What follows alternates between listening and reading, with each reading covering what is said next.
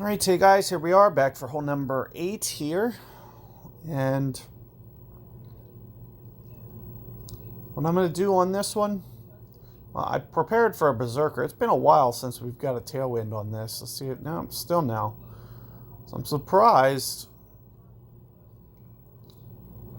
In the Master Tournament, they haven't given that type of wind to where you can get it up to a pitch in quite some time.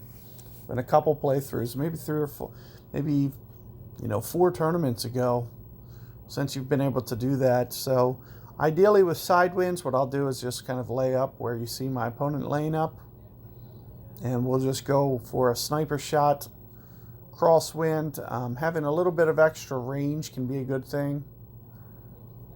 Power 3, power 4, somewhere in that does make things just a little bit easier, especially if you don't want to get too close to this edge. Having that little bit of extra range does make this shot just a tiny bit easier.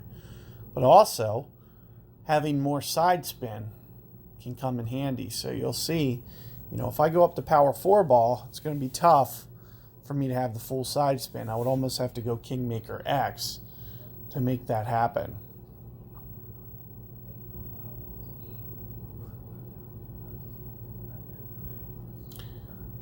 So as I mentioned, having that side spin will make things just a little bit easier. Now what I'm thinking is somewhere around here, +2 mark with no spin. Let's just see how this runs out. At 8 rings here.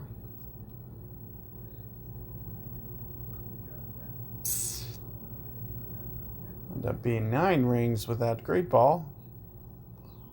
You do shoot down to a little bit of a lower target. And you can see right at the +2 range that I was just in there. Not too bad. Opponent's going to have just a little bit more range. I'm not necessarily too worried about the range. I really want that side spin. You'll see that it's very, very tough to ever get this ball to be left enough. You're going to end up missing to the right more times than not. And anytime you need to move down into this bunker, it's going to cause the ball to land short, but also bringing it back up into this fairway. So the way that you're going to have to adjust this is going to be dependent upon a couple things, because most times you probably will be going down into the sand, but the question is, do you bring it up to that other fairway? Because you'll end up restoring that height if you do. So you'll have to be very careful with the way that you play this one and where you end up. Are you going to end up in the sand, or are you going to end up back up high up on that fairway? This is going to change the way that your ball guide rolls out. So what I'll typically try to do is try to use as much of this side spin as I can. So you can see with what I'm doing, especially with the ball guide, just trying to figure out about how much through the hole I need to land and to the left. And you also see that I am going to be pulling down into the lower ground and probably staying into the lower ground. So I'm thinking 13 rings in this case. And I may just slightly, you can see I really don't have the time.